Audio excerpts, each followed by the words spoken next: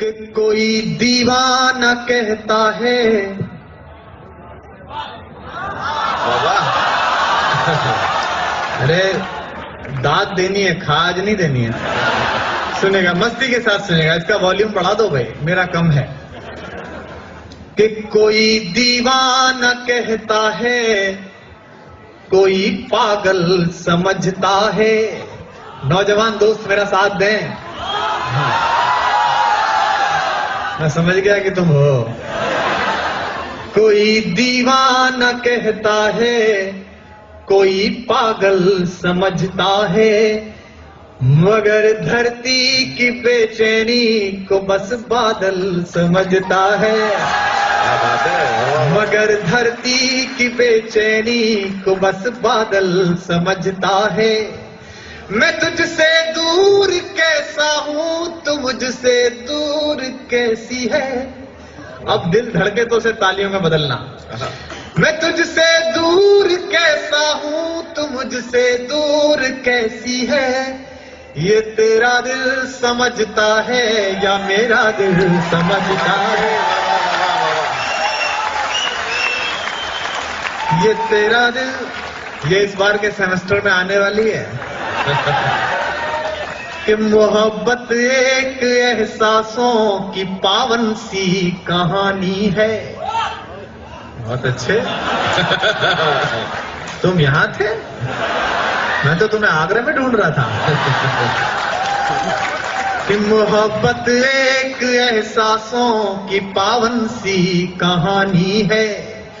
कभी कबीरा दीवाना था, कभी मीरा दीवानी है। यहाँ सब लोग कहते हैं मेरी आंखों में आंसू है। ये पंक्ति सुनना और आप तक पहुंच जाए तो सूचित करना। यहाँ सब लोग कहते हैं मेरी आंखों में आंसू है। जो तू समझे तो मोती है, जो ना समझे तो पानी है। जो तू समझे तो मोती है। और एक बात और ध्यान से सुनना, आप उस दौर में हैं जब आप विशिष्ट हैं।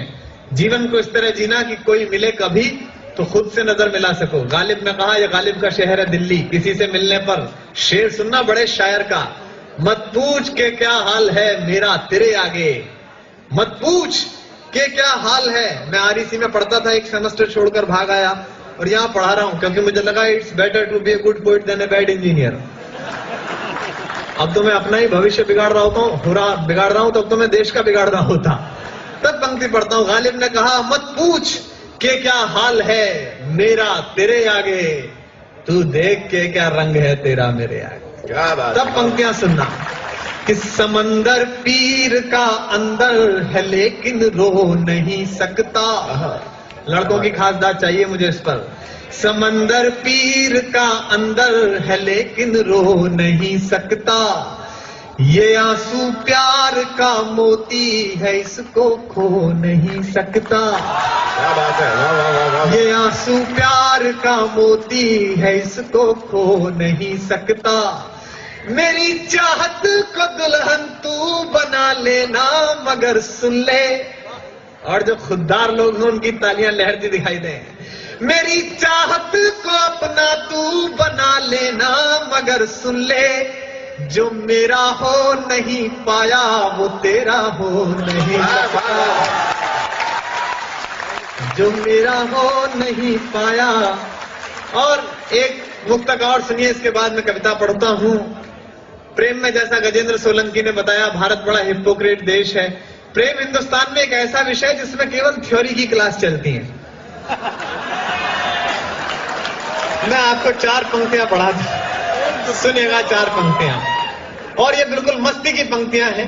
बरसों प्रेम लिखने के बाद यदि आप प्रेम करें तो क्या दिक्कत आती है देश में। सुनेगा कि भ्रमर कोई कुमुदनी पर, मस्ती के साथ सुनना और मैं जो सुनाना चाह रहा हूं वहीं पहुंचना, वरना स्लिप हो सकती है बात। भ्रमर कोई कुमुदनी पर मचल बैठा तो हंगामा। हमारे दिल में कोई ख्वाब पल बैठा तो हंगामा। अभी तक डूब कर मोहब्बत का। और प्रोफेसर्स की भी दाद चाहता हूं इन बच्चों के साथ। अभी तक डूब कर सुनते थे सब किस्सा मोहब्बत का, मैं किस्से को हकीकत में बदल बैठा तो हंगामा। मैं किस्से को हकीकत में बदल बैठा तो। एक प्यार की गीत सुनाता हूं, क्योंकि देखिए राजनीति की भाषा मुझ पे आती नहीं, और राजनीति की भाषा इतनी घटिया हो गई है कि हम बोल भी नहीं सकते। दिल्ली में अभी चुनाव हुए तो मेरे भाजपाई और कांग्रेसी दो दोस्त लड़ पड़े एक दिन शाम को डिस्को में। तो वो भाजपाई बोला, बोले काहे की सोनिया गांधी, सोनिया गांधी क्या किया तुम्हारी सोनिया गांधी ने देश के लिए? तो बच्चे ही तो पैदा किए। तो भाजपाई बोला, और तुम्हारे अटल बिहारी वाजपेयी वो भी नहीं हुए। वो आपस में उनकी ऐसी भाषा हो गई। तो इस पर क्या कविता लिखते हैं? और अटल जी के लिए टिप्पणी की संदीप ने, मुझे अच्छा नहीं लगा। अटल जी 80 वर्ष के आदमी हैं, पूरे जीवन जिस आदमी को बहू नहीं मिली उसे बुढ़ापे में बहुमत मिला, ये उनकी खुद की उपलब्धि है। मुझे तो याद है अभी एक दिन अटल जी सोनिया जी के साथ सर्वदलीय मीटिंग में बैठे हुए थे, तो सोनिया जी ने कहा, अटल जी ये पाकिस्तान बहुत गड़बड़ कर रहा है। आप जानते हैं सोनिया जी बहुत अच्छी हिंदी बोलती हैं। जब वो हिंदी बोलती हैं मुझे पता नहीं बातें कहां होती है, लेकिन शरीर में खिल जाती हैं। तो बोली, अटल जी ये पाकिस्तान बहुत गड़बड़ कर रहा है, आप इस पर हमला कर दीजिए। अभी पिछले दिनों सोनिया जी राजस्थान में प्रचार में गई, तो भरतपुर में तो चित्तौड़ के राजा की जय बुलवा दी, और चित्तौड़ में भरतपुर वाले की जय बुलवा दी। वो पर्चा बदल गया था। तो किसी ने कहा, बोले मैडम ये तो गड़बड़ हो गई, आपने दूसरा राजा इस्तेमाल कर दिया। अरे बोले शटअप, जब मैं इटली से आके यहाँ राज कर सकती हूँ तो ये 300 किलोमीटर चल के राज नहीं कर सकता? क्या दिक्कत है इसमें? तो उन्होंने कहा कि अटल जी ये पाकिस्तान बहुत गड़बड़ कर रहा है, इस पर हमला कर दीजिए। तो अटल जी ने कहा, सोनिया जी आपकी ये बात तो ठीक है। तभी वहां टोनी ब्लेयर बैठे हुए थे। टोनी ब्लेयर आप जानते हैं ब्रिटेन के प्रधानमंत्री हैं, जॉर्ज बुश के छोटे वाले पामेरियन हैं। वो भी वहां बैठे हुए थे। उन्होंने कहा, नहीं नहीं नहीं अटल जी आप हमला मत कीजिए, आप बड़े भाई हैं, दक्षिण एशिया में शांति का संकट पैदा हो जाएगा। तो अटल जी बोले, टोनी जी आपकी ये बात तो ठीक है। तभी एक पत्रकार बोला था, आपकी समझ में नहीं आ रही है, इसकी भी ठीक कह रहे हो, इसकी भी ठीक कह रहे हो, आप तो कुछ कर ही नहीं रहे हो। बोले, यार बात तो तुम्हारी भी ठीक। तो 27 दलों की सरकार चलानी है, तो मैं आपको राजनीति पे नहीं प्रेम पे कविता सुनाता हूं, क्योंकि प्रेम सफल हो जाए तो आदमी विवेक ओबराय हो जाता है, और असफल हो जाए तो सलमान खान हो जाता है। और मैं आप सबको विवेक ओबराय देखना चाहता हूं। अब आप भी क्यों ना हो साहब, वो स्त्री जिसके लिए वो दोनों पागल हैं, वो सुंदरी इतनी है, भगवान ने पूरी समर वैकेशन खराब करके बनाई है। मैं तो अभी कहाँ पढ़ाता हूँ कॉलेज में, तो मेरा एक विद्यार्थी आत्महत्या के लिए चढ़ गया। गाजियाबाद में हमारे यहाँ कौशाम्बी में 12 मंजिली इमारत है, ऊपर चढ़ गया। तो उसके गुरु पिता, उनका पिता का फोन आया, बोले सर चले आइए, आपका शिष्य बहुत परेशान है, आत्महत्या करना चाह रहा है। तो मैं गया, मैंने कहा, अभिषेक बेटा नीचे आ जा, आत्महत्या मत कर, मैं तुझे वो नई वाली मोटरसाइकिल दिलाऊंगा, वो हुड़ी बाबा। बोला, नहीं गुरुजी मैं कूद कर मरूंगा, मेरी बेइज्जती हुई है। अरे मैंने कहा, नीचे आ जा, ओम व्यास और मैं अमेरिका जा रहे हैं इस बार स्विट्जरलैंड, तो मैं ओम व्यास की घरवाली के टिकट पे तुझे ले चलूंगा। बोले, नहीं गुरुजी इसमें तो ज्यादा रिस्क है, मैं कूद के ही मरूंगा। तो मैंने कहा, मैंने मन रखने के लिए कह दिया। अरे मैंने कहा, मैं कलकत्ता गया था, तो वो ऐश्वर्या राय की माँ वृंदा राय मेरी फैन हो गई, मैं तेरी ऐश्वर्या राय से शादी करा दूंगा, नीचे आ जा। बोला, गुरुजी ऐश्वर्या राय कौन है? मैंने कहा, फिर तू कूद के ही मर जा। फिर तू कर भी क्या रहा है? मेरा कई बार मन करता है कि मैं गजेंद्र सोलंकी को उस वाली बिल्डिंग पर ले जाऊं, लेकिन डर ये है कि ये भी हो सकता है कि ये वहीं रहे और मैं नीचे आ जाऊं। ये शरीर का मामला है। तो मैं एक कविता सुनाता हूं आपको, मोहब्बत में सच की कविता, और इसमें दिल धड़के आवा मिले। पहली पंक्ति से जुड़िए, आपको मेरा नाम याद नहीं रहेगा, ये कवि सम्मेलन याद नहीं रहेगा, लेकिन इस कविता का शीर्षक पगली लड़की याद रहेगा। इसका एल्बम भी जल्दी आएगा, और इसे अब पहली बार मुझसे सुन लीजिए, अगली साल तक ये पहुंचेगी बात, आपको सुनेगा।